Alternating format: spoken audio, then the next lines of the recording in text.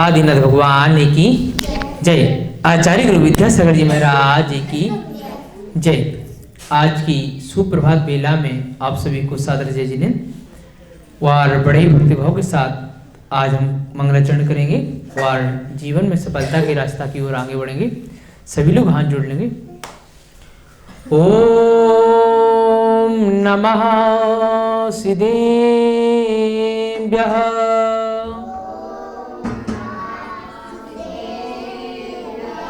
ओम नमः सिद्धेभ्यः।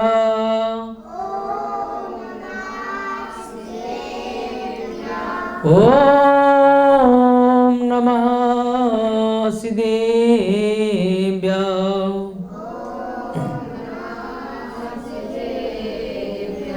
ओम नमो हरिहन्ताय।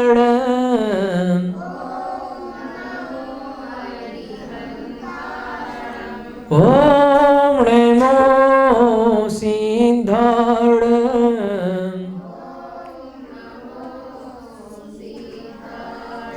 ओम नमो ऐरियाय।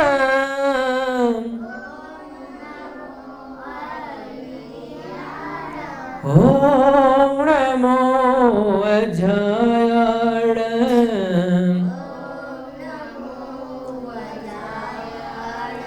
नमो लोये सविसाहुण।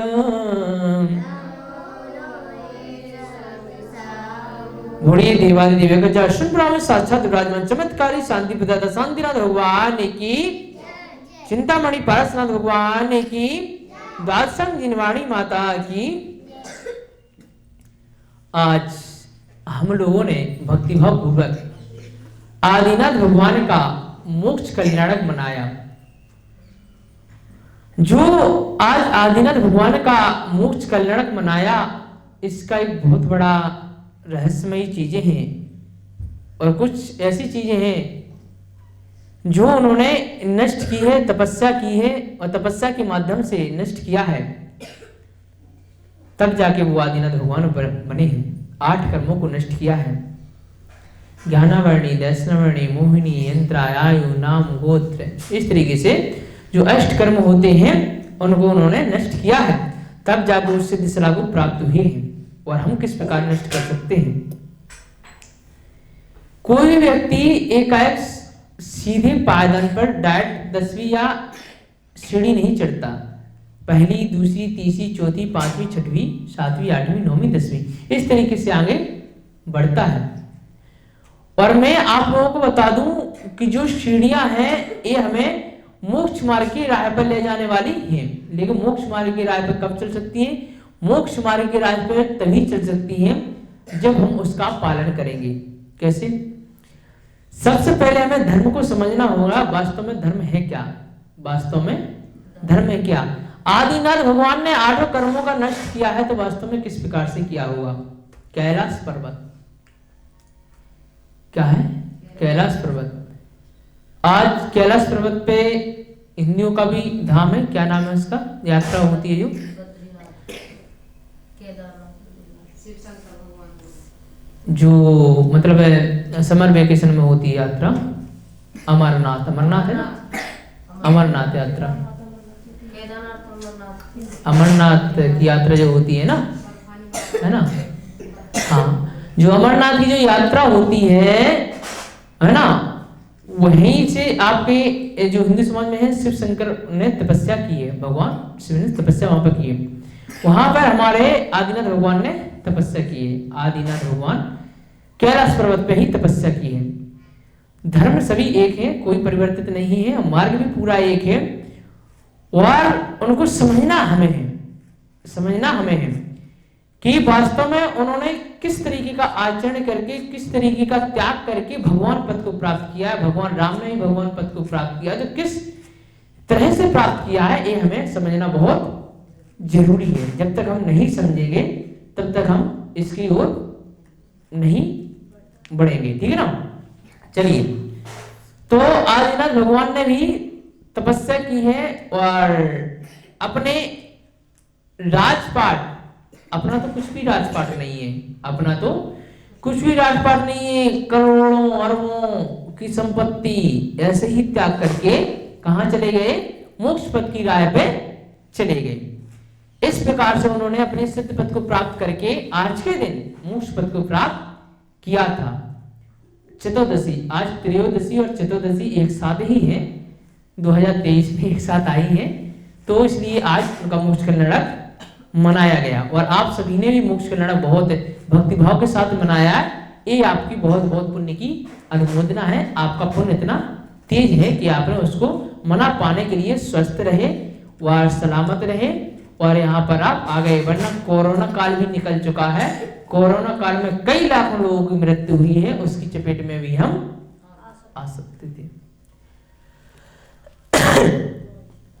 कई सारी घटनाएं घटी हैं, है ना, जैसे बाढ़ में, या फिर बादल फट गए कहीं पे, या फिर ट्रेन एक्सीडेंट, उसकी चपेट में ना कहीं हम मौजूद हो सकते थे, है ना। एक बार मैं दिल्ली आ रहा था अपने गांव से, तो जो रामटोड़िया है वहां से उस बस में बैठा, तो यहाँ ग्वालियर के पास बस ही पलट गई थी हमारी। जिस बस में हम आ रहे थे बस ही पलट गई थी और मैं सीट पे बैठा हुआ था। माथा जाकर के अगली वाली सीट से लगा तो नाक से ब्लड वगैरह निकला था उस समय, लेकिन बस ये रही, पुण्य इतना तेज था तो मुझे बाकी कुछ नहीं हुआ था। जब ठोकर लगी थी तो थोड़ा सा मतलब उसका इफेक्ट होना बहुत जरूरी भी रहता है, और हो गया तो ठीक था, वरना मतलब जम जाता है, कुछ चीजें ऐसी होती है ना, थक्का वगैरह अंदर ही अंदर जम जाया करता है ना। तो बस वो बस ही पलट गई थी, तो उसमें से कुछ लोग घायल भी हुए थे। फिर मैंने अपने सारे बैग वगैरह निकाले, फिर दूसरी बस पकड़ के मैं दिल्ली आया। उसके अगले ही दिन मेरा प्रोग्राम भी था, ये मतलब है ना, तो प्रोग्राम भी था, तो प्रोग्राम भी कराना था। तो उस प्रोग्राम में बहुत लोग बैठने वाले थे, लगभग 250-300 लोग बैठने वाले थे, है ना। तो पुण्य शायद इसलिए हमारा इतना प्रबल पुण्य था कि मैं उस बस में से निकला। फिर पूरी जो शास्त्र वगैरह थे हमारे जो उसमें बैग में थे, पूरा मैंने सामान भी निकाला, 2 बैग, और इसके बाद में मैं बस में बैठ करके फिर दिल्ली आया। फिर दिल्ली में सुबह प्रोग्राम मैंने कराया। मतलब ये हमारा पुण्य संचय करने का एक तरीका होता है कि वास्तव में पुण्य संचय किस प्रकार से कर सकते हैं। जैसे अगर आप लोगों का समय यहाँ 9 या 9:30 बजे का है, महिलाओं का जो वहाँ आप लोग है ना, 9-9:30 बजे तक का है ना, तो आपको 9:30 बजे के पहले ही आने की कोशिश करना है। ये मैं निर्देश नहीं दे रहा हूँ ना, लीडरशिप के तौर पर बता रहा हूँ, है ना, मैं कर्मों के आधार पर बता रहा हूँ। क्या बता रहा हूँ? कर्मों के आधार पर। मैं यहाँ का कोई मैनेजर नहीं हूँ, है ना, मैं कोई लीडरशिप का कर रहा हूँ, है ना। और भी लोग आप देखे होंगे, कई लोग 8 बजे आ जाते हैं, है ना, और 6 बजे जाते हैं, कई लोग 8:30 बजे आते हैं, मतलब आपसे पहले आ जाते हैं ना, वो भी 6 बजे जाते हैं। मेरा कहने का मतलब दूसरा है, मेरा लीडरशिप में नहीं है, मेरा कहने का मतलब दूसरा है, कर्मों के उसमें है। क्या है? कर्मों के उसमें। आदिनाथ भगवान जब तपस्या कर रहे थे, रात और दिन सोए नहीं। बताइए, धर्म ध्यान किया कि नहीं किया उन्होंने? और अगर आप 9:30 के पहले आ जाओगे, वैसे 9 का आपका समय है ना, लेकिन सर्दियों का मौसम है ना, 9:30 तक आप आते, कोई दिक्कत नहीं। मेरा कहने का मतलब दूसरा है ना, हाँ वही मेरा कहने का मतलब दूसरा है। तो आप वो टाइम मंदिर का होता है। अब जरा विचार करना मैं कहना क्या चाह रहा हूँ। वो टाइम काम का नहीं होता है, वो समय किसका होता है? आप मंदिर में जितनी जल्दी आ जाओगे उतने धर्म प्रभाव, उतना पुण्य आपका तेज होगा, हमारा नहीं होगा। समझ रहे ना मेरी बात को? उतना पुण्य किसका तेज होगा? आपका। तो आप मंदिर के समय में कटौती कर रहे हो, क्योंकि वो समय जो आपका खुद का है, जो आपका धर्म ध्यान का समय है, उसमें कटौती कर रहे हो, काम में नहीं कर रहे हो। काम तो अलग शुरू होता है, टाइम वो अलग है। समझे ना बात को? ये अपने खुद के कर्मों के लिए कर रहे हो, मैं अपने लिए नहीं कह रहा हूं। जरा विचार कीजिए, मैं गलत तो नहीं कह रहा हूं ना? मैं गलत तो नहीं कह रहा हूं? क्या कह रहा हूं? आप अपने धर्म में कटौती कर रहे हो, क्योंकि वो टाइम आपके लिए धर्म करने के लिए मिला है। मैं कहने का मतलब सुने लो, वो टाइम किसके लिए मिला है? धर्म करने के लिए। धर्म करने के लिए दिया गया कि नहीं दिया है? कोई रोक टोक तो नहीं कर रहा है, धर्म के लिए करने दिया। अब उसमें अगर कटौती करो तो आप खुद की हानि करोगे। बताना मेरा फर्ज है, मैं गुरु हूं, मैं शास्त्री पद पे हूँ, है ना, तो बताना मेरा फर्ज है। और यहाँ तो चलो मतलब आप लोग हैं, और जब मैं मतलब बड़ी बड़ी जगहों पे बैठता हूँ तो अध्यक्ष, मंत्री, कलेक्टर, है ना, एडवोकेट सब बैठे हुए रहते हैं, है ना। जब वो भी गलतियां करते हैं तो उन्हें बताना पड़ता है, सही रास्ते पे उन्हें लाना पड़ता है ना। तो मेरे कहने का मतलब कर्मों का, जब बाहुबली भगवान ने तपस्या की थी तो 1 साल तक खड़े रह करके तपस्या की थी। 1 साल तक खड़े रह करके तपस्या की थी, बैठे भी नहीं थे, बैठे भी नहीं थे। हम तो 4 घंटे 5 घंटे से ज्यादा खड़े नहीं रह पाएंगे, है ना। कोई कोई की कैपेसिटी आधे घंटे की है, किसी की कैपेसिटी 1 घंटे की है, किसी की कैपेसिटी 1.5 घंटे की है कि नहीं, है कि नहीं है, 1.5 घंटे की कैपेसिटी है, किसी किसी की ज्यादा से ज्यादा दिन भर तक की होगी। लेकिन 24 घंटे 36 घंटे तक की कैपेसिटी नहीं है खड़े रहने की, नहीं है ना। उस कैपेसिटी की जब सहन शक्ति ही नहीं है तो आप कार्य कैसे कर पाओगे, तपस्या कैसे कर पाओगे। जब खुद के जीवन में अगर मैनेजमेंट नहीं रहा तो तपस्या कैसे कर पाओगे। तपस्या के लिए तो हमारे लिए त्याग करना पड़ता है, जल्दी उठना भी पड़ता है, ब्रह्म मुहूर्त में उठना बताया है। क्या बताया, ब्रह्म मुहूर्त में उठना बताया है। अब कौन कौन उठता है कौन कौन नहीं उठता है ये हमें अपने आप में जज करना है, हम उठते हैं या नहीं उठते। मैं किसी के ऊपर आरोप प्रत्यारोप नहीं करूंगा, मतलब बताना का मतलब है ब्रह्म मुहूर्त में उठने का बताया है। अगर हम आलस कर रहे हैं इसका मतलब हमारी कमी है, क्या है, हमारी कमी है ना। और सुन करके समझना, और समझने के बाद धारण करने में ही सार्थकता होती है। सार्थकता तभी होती है जब सुना और सुनने के बाद धारण किया, ये धर्म प्रभावना है, धर्म है ये, है ना। धारण किया, धर्म की अच्छी बातों को धारण किया, फिर उसके साथ निभाना, यही सच्ची बात होती है। और यहाँ पर मैंने कहा, आप लोगों ने सुना, हमारे सामने हाँ हाँ कर दिया, एक कान से सुना, दूसरे से उड़ाया, चल दिया, तो दूसरे से वही टाइमिंग, वही कार्य, तो हमारे बताने का कोई मतलब नहीं निकला, है ना।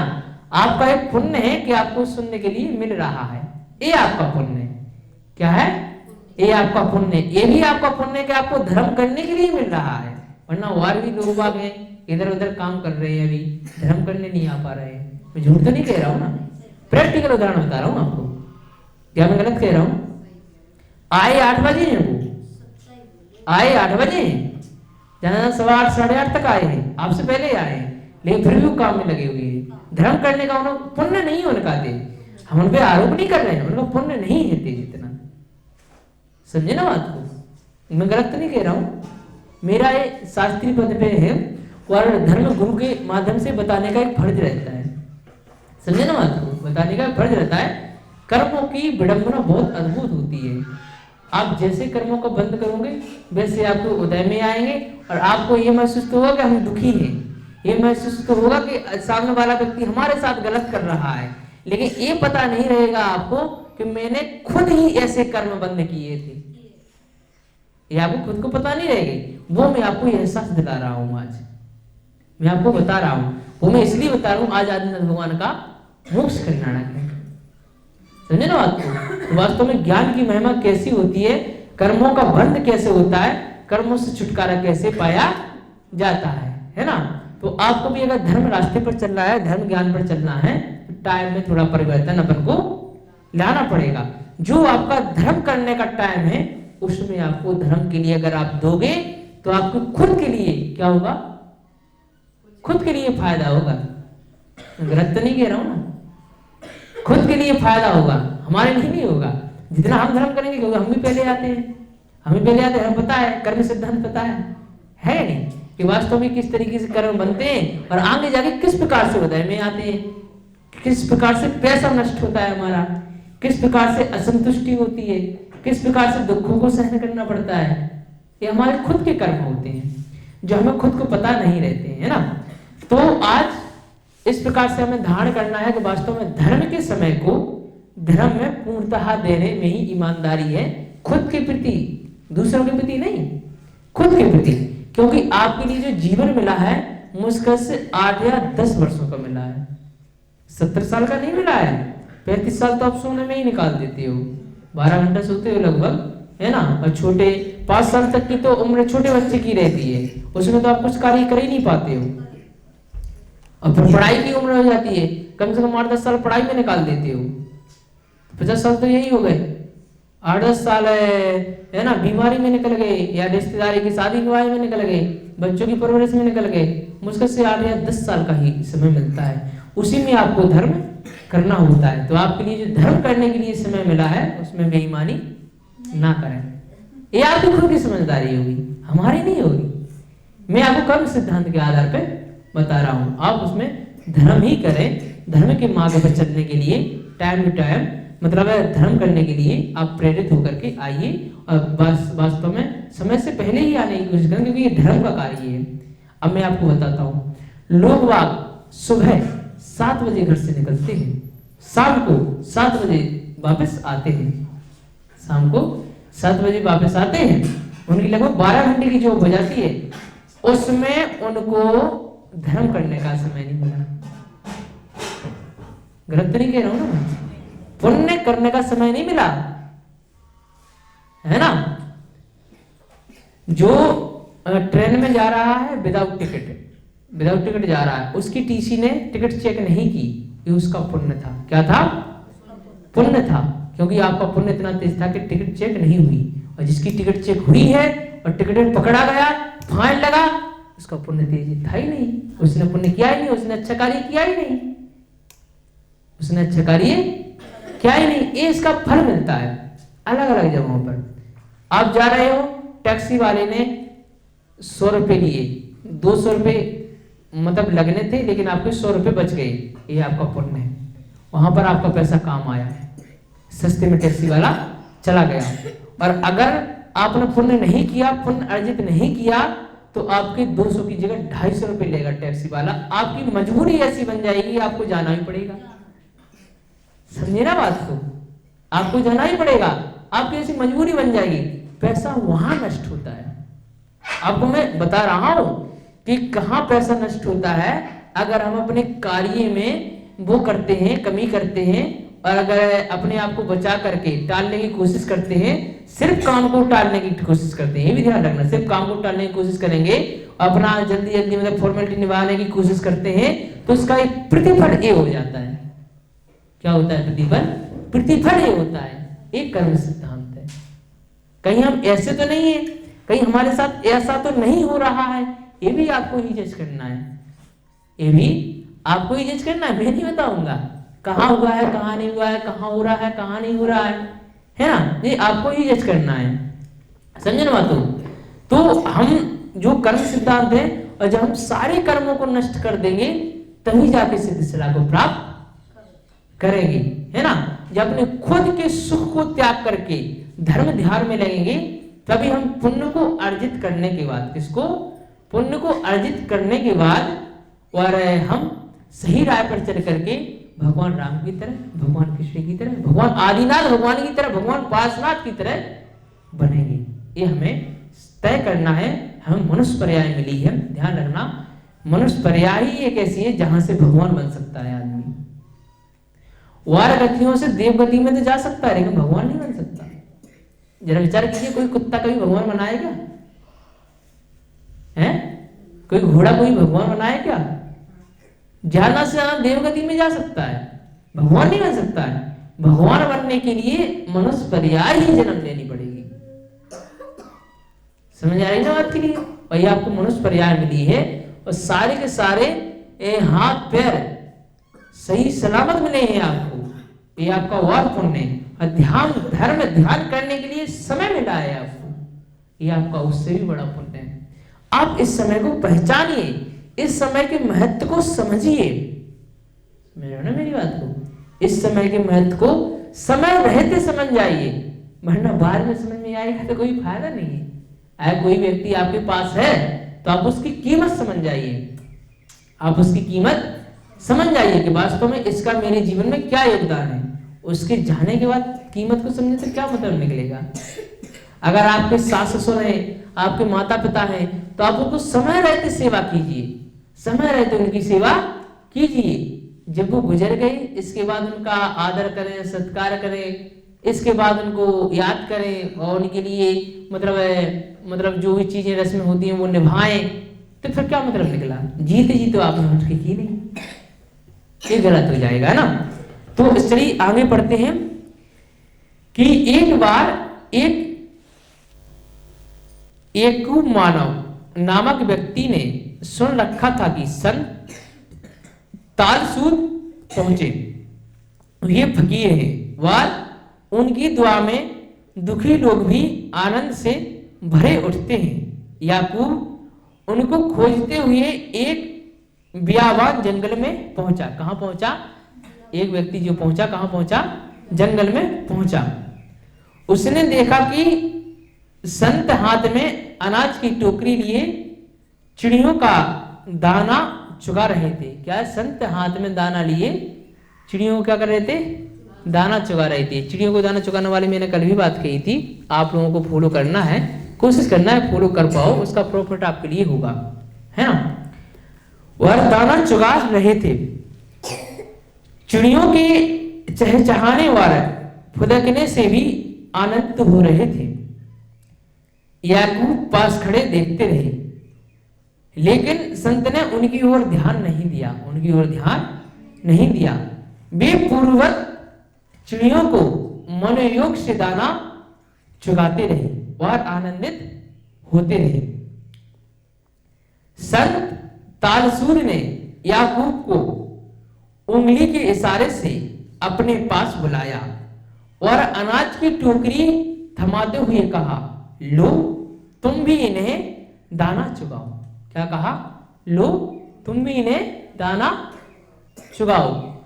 ध्यान रखना, एक दूसरे के लिए अगर हेल्प करते हैं ना, एक दूसरे को अगर सिखाते हैं ना कि आप भी दाना चुगाइए, आप भी दाना चुगाइए, तो उसका भी फल मिलता है आपको। अगर आप अपने पड़ोसियों को बताएंगे ना कि ऐसा ऐसा कीजिए, तो उसका फल भी आपको मिलेगा। जितनी भी वो दाना चुगेंगी चिड़िया, जिसका पुण्य उसको मिलेगा, उसका छठा हिस्सा पुण्य आपको भी मिलेगा। नहीं समझे?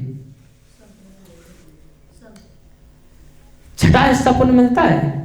अगर आपने किसी को कहा कि अड़ोसी पड़ोसी रिश्तेदारों को कहा कि आप चिड़ियों के लिए दाना डालिए, चिड़ियों के लिए पानी डालिए, अगर वो ऐसा करता है तो जितनी भी चिड़ियां चुगेगी तो उसका पुण्य उसके लिए पूरा मिलेगा, उसके लिए पूरा पुण्य मिलेगा, और उसका जो छठा हिस्सा में आएगा वो पुण्य आपको मिलेगा। जैसे 90 की संख्या है तो 15 छक्के 90% की अगर आंकड़ा बनाए तो 15% पुण्य आपको भी मिलेगा, उसको पूरा का पूरा 90% पुण्य मिलेगा, मतलब एक्स्ट्रा पुण्य मिलेगा, है ना। इसका रहस्यमय चीज होती है। एक कुछ चीजें धर्म ग्रंथों के आधार पर हम बताते हैं जो आपके जीवन में काम आएंगे, है ना। संत तालसूद याकूब को उंगली के इशारे किया और पास बुलाया और अनाज की टोकरी थमाते हुए कहा, लो तुम भी इन्हें दाना चुगाओ और आनंद उठाओ।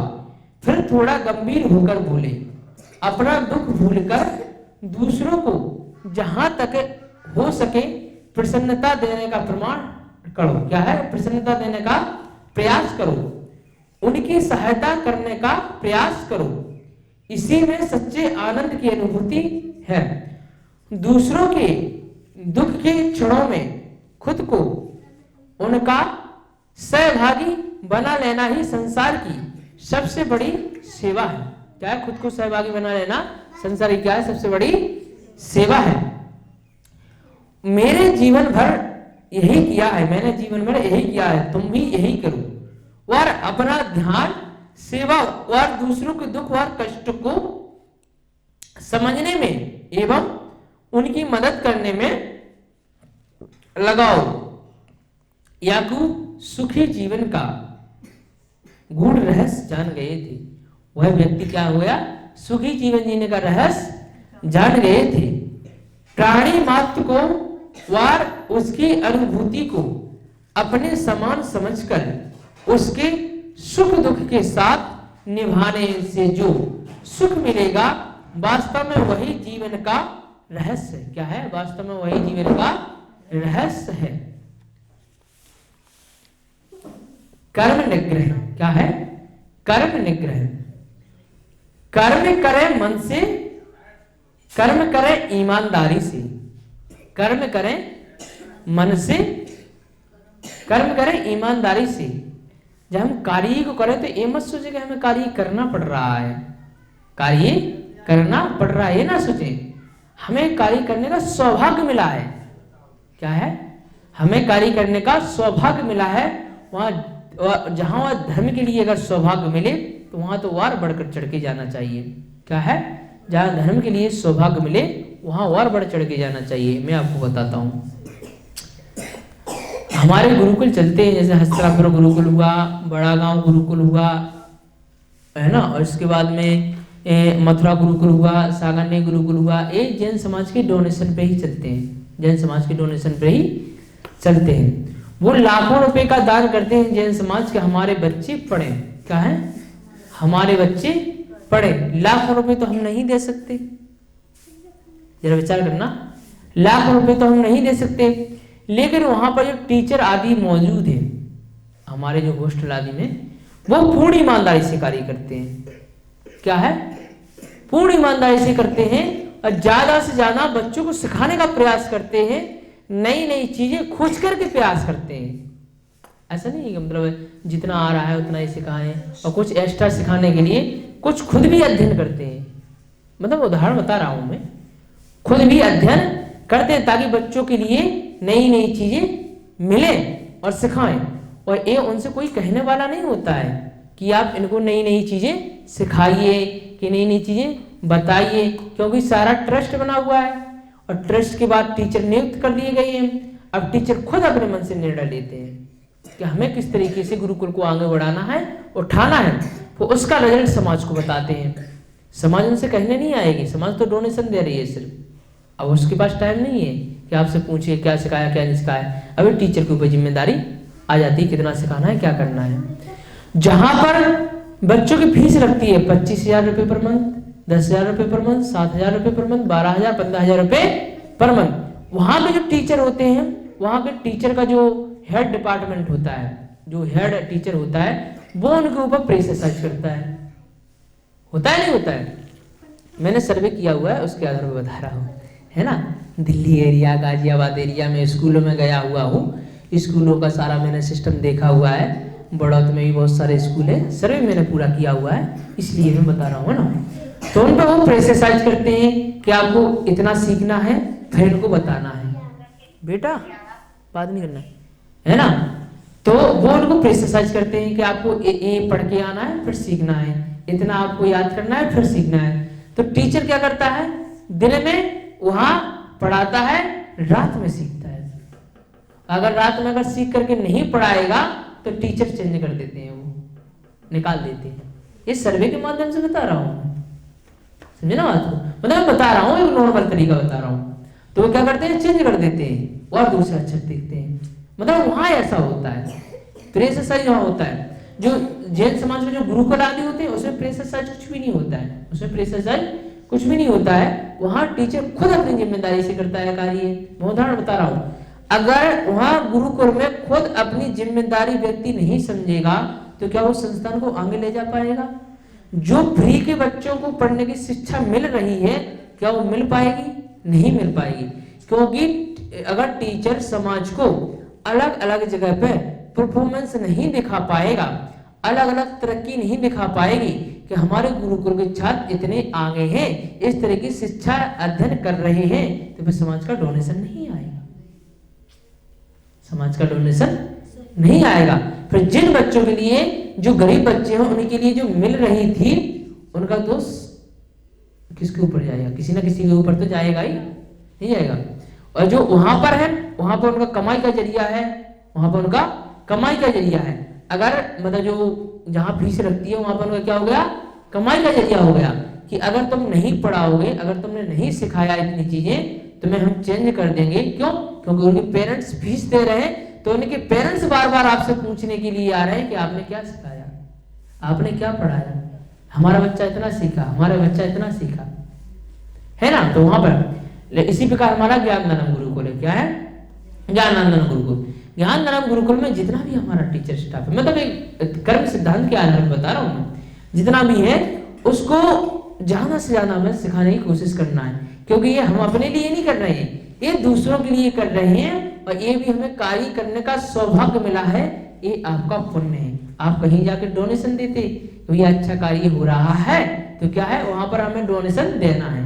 क्या होता है, हमें डोनेशन वहां देना है, और यहाँ पर आपको जिम्मेदारी दी गई है। यहाँ पर क्या दी गई है, यहाँ पर जिम्मेदारी दी गई कि बच्चों को आपको पढ़ाना है। अब हमारी जिम्मेदारी होती है, क्या होती है, हमारी जिम्मेदारी। अब कोई सोचे कि हमें घर जल्दी भागना है, घर जल्दी भागना है, बंद करो गुरुकुल बंद करो, हम जल्दी घर भागें, ये गलत हो जाएगा। क्या हो जाएगा, ये गलत हो जाएगा। पहले ये देखो बच्चों के लिए अभी क्या जरूरत है, बच्चों के लिए या क्या जरूरत है। हम 10-5 मिनट एक्स्ट्रा दे सकते हैं बच्चों के लिए, क्योंकि पुण्य खाते में जाएगा। किसमें जाएगा, पुण्य खाते में जाएगा। समझे ना बात को, ये हमारा पुण्य। 10 मिनट हम और एक्स्ट्रा दे सकते हैं बच्चों के लिए, ये हमारा पुण्य खाते में जाएगा, और उसका पुण्य भी बहुत बड़ा होता है, उसका पुण्य भी बहुत बड़ा होगा। जिस दिन हम इस सिद्धांत को समझाएंगे ना, तो उसका पुण्य क्या होता है। ज्ञान अकेले का पुण्य क्या होता है, सिर्फ ज्ञान के बारे में बताऊंगा मैं। ज्ञान दान देने से अकेले का क्या पुण्य होता है, उसके बारे में किसी दिन में बताऊंगा आपको कि वास्तव में कहाँ का फल कहाँ मिलता है। एक जगह प्राप्त नहीं होता उसका, हजारों जगहों पर प्राप्त होता है उसका, हजारों जगह पे प्राप्त होता है, एक जगह प्राप्त नहीं होता ज्ञान का। ज्ञान दान महादान, माता पिता गुरु, 3 को सबसे ऊपर रखा गया है। माता पिता गुरु 3 को जब ऊपर रखा गया तो ऐसे ही नहीं रखा गया है, भगवान से भी ऊपर गुरु का दर्जा बताया है, तो ऐसे ही नहीं बताया है, ऐसे ही नहीं बताया है। गुरु के अंदर कुछ चीजें समाहित की गई होंगी, गुरु के अंदर गुरु के कुछ दायित्व रहे होंगे, तब जाके गुरु को बड़ा बताया है। गुरु की कुछ रिस्पॉन्सिबिलिटी रही होंगी, तब जाके गुरु को बताया है। अब एक गुरु को खुद देखना है कि हम वास्तव में कितना कार्य करना है, कितना कार्य करने की जरूरत है, किस तरीके से बच्चों को जरूरत है, किस तरीके से इनको आगे बढ़ाने की जरूरत है, और किस तरीके से इनको उसके हिसाब से मेहनत करना, ये हमारे लिए उत्तरदायित्व खुद के लिए होता है। अब फॉर्मेलिटी निभाएं अगर हम खुद, हम अपनी खुद की भी बता रहे हैं, मतलब कहने का मतलब सबका है कि अगर बताए तो क्या होता है, एक गलत हो जाएगा। क्या हो जाए, गलत। ये तो गुरु सिद्धांत का हो गया, किसका हो गया, गुरु सिद्धांत टीचर का। इसी प्रकार परिवार मुखिया का रहता है, क्या है, परिवार मुखा। परिवार में हम किस तरह की जिम्मेदारी निभा रहे हैं और किस तरीके का हमारा दायित्व है, ये भी हमें ध्यान रखना। यही अड़ोसी पड़ोसी के प्रति रहता है, हमें अड़ोसी पड़ोसी के प्रति क्या दायित्व है हमारे, क्या निभाने हैं, ये भी हमें ध्यान में रखना चाहिए। यही हमारे संस्थान में जाना या फिर जो जिस संस्थान में जॉब कर रहा है उसके प्रति रहता है, यही रिश्तेदारों के प्रति रहता है। यही हमारे सिद्धांत कार्य दूसरों के हितकारी बनने के लिए करता है। वास्तव में दूसरों के हितकारी किस प्रकार बन सकते हैं, पशु पंछियों के भी हितकारी, पशु पंछियों के भी हितकारी, प्लस मानव जाति के लिए भी हितकारी, सबके लिए हितकारी बन करके हम कार्य करें। इसलिए इसमें लिखा है कर्म करें ईमानदारी से। क्या कहा, ईमानदारी। ईमानदारी तभी आएगी जब आप अपनी खुद की रिस्पॉन्सिबिलिटी समझोगे। काम टालना, काम को समेटना, काम में जल्दी जल्दी करना वो एक अलग बात है, लेकिन खुद की रिस्पॉन्सिबिलिटी वास्तव में है क्या। अगर हमें गुरु का दर्जा मिला है, जिसे अगर मैं बताता हूँ ना, तो आपको मैंने कई सारे सिद्धांत बताए, कर्म सिद्धांत, तो ये हमारी रिस्पॉन्सिबिलिटी है, हमारा उत्तरदायित्व है। जब हमें इस चीज का एहसास होता है कि हमारा तो ये बताने का फर्ज है, हमारा तो ये बताने का फर्ज है, चाहे किसी को बुरा लगे चाहे अच्छा लगे, तो इसकी परवाह हमें नहीं रहती, क्योंकि हम धर्म गुरु हैं। क्या है, हम धर्म गुरु हैं। अगर हम नहीं बताए और अगर हमने ये सोच लिया किसी को बुरा लगेगा, तो हम धर्म गुरु कहलाने के लायक नहीं। सिद्धांत हमारा ये कहता है, हमारा सिद्धांत ये कहता है कि अगर आपने जो व्यक्ति मतलब कार्य कर रहा है, अगर उसको सही रास्ते पे नहीं ला पाए, अगर सही चीज नहीं बतला पाए, तो धर्मगुरु नहीं कहलाएंगे, धर्मगुरु नहीं कहलाएंगे। ये हमारा सिद्धांत है, ये हमें गुरुकुल में पढ़ाया जाता है, सिखाया जाता है ना। तो क्या है, कर्म करें मन से कार्य करना है, सच्चे मन से कर्म करें, ईमानदारी से। और क्या लिखा है, करें अपने काम का आकलन, मतलब हमने कितना कार्य किया आज, हमने कितना कार्य आज किया और कल हम इससे ज्यादा किस प्रकार कर सकते हैं, और एक्स्ट्रा कार्य क्या कर सकते हैं घर के लिए, संस्थान के लिए, और मतलब जहां जहां भी कर सकते हो अड़ोसी पड़ोसी के लिए। और क्या है, लीक से हटकर सोचे। लीक से हटकर सोचने का मतलब है कि जो कार्य कर रहे हैं वो तो कर ही रहे हैं, अब इससे और हट करके क्या कर सकते हैं, कुछ नयापन क्या कर सकते हैं। ध्यान रखना, अगर जीवन में, हमारे जीवन में अगर नयापन नहीं रहेगा तो हमारा जीवन एक सिमट करके रह जाएगा। बढ़ेगा तभी तो हमारे अंदर नयापन आएगा। पहली क्लास वाला व्यक्ति दूसरी क्लास में आता है, नयापन हो गया। दूसरी वाला तीसरी क्लास में आता है, नयापन हो गया। हो गया कि नहीं हुआ? पहले चैप्टर समाप्त होने के बाद दूसरे चैप्टर पढ़ा जाता है, नयापन हो गया। ठीक है ना? इसी प्रकार हम सिर्फ एक कार्य को करते रहें, एक ही कार्य सिर्फ करते रहें तो उसमें नयापन नहीं कहलाएगा। अगर उस कार्य में भी कुछ नया करें, उस कार्य में भी कुछ नया करें तब नयापन कहलाएगा, है ना? क्या है? लीक से हटकर करें, कुछ करें हटकर काम, हमेशा परिश्रम के रूप में काम नहीं होता, हमेशा परिश्रम से काम नहीं होता, हमेशा से परिश्रम करना ही काम नहीं होता है। परिश्रम की जगह दिमाग से भी कार्य किया जाता है। आप पत्थर को यहाँ से उठाकर वहां रख रहे हो, यहाँ से उठाकर के वहां रख रहे हैं, पता चला तो वहां रखना अनुचित है। वहां रखना क्या है? अनुचित है, वहां नहीं रखना चाहिए था, उसको कहीं दूसरी जगह व्यवस्थित करना चाहिए था। तो परिश्रम तो आप पत्थर को यहाँ से वहां उठाने में कर रहे हैं, जहां पर रखना चाहिए था वहां आपने रखा नहीं, तो क्या परिणाम निकला उसका? कुछ परिणाम निकला क्या? नहीं निकला ना। इस प्रकार परिश्रम से नहीं होता, कुछ हमारा विवेक खुद का होना चाहिए। ठीक है ना? चलिए आज का समय हो गया है। कर्म निग्रह आपको हम कल बताएंगे, है ना? चलिए, कर्म निग्रह अज्ञान का परिणाम जो भी है हम आपको वो भी किसी दिन समझाएंगे ना। चलिए जनमानी स्तुति करते हैं ना। जावाणी के ज्ञान ते सूझे लो कालो, सोवाणी मस्तके नमो सवादित हो दो, हे जिनवाणी भारती तो ही जपो दिन ने, जो तेरी शरणागति सो पावे सुचेन, बेल वजू अरहंत को गुरु सेवा निज दया धरे पालो सदा, यही मोक्ष का बन।